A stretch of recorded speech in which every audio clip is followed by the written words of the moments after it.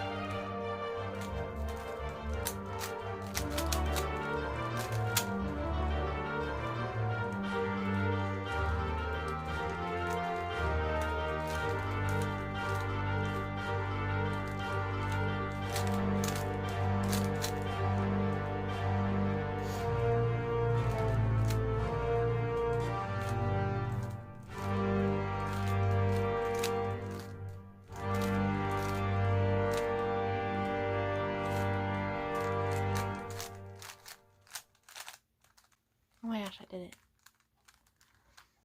Thanks for watching, guys. It took me about a minute and 34 seconds for me to do the Rubik's Cube, which isn't a record, but I'm still pretty cool. So now I have to go to school tomorrow, so I'm going to go to bed. Good night, and I hope this music isn't copyrighted.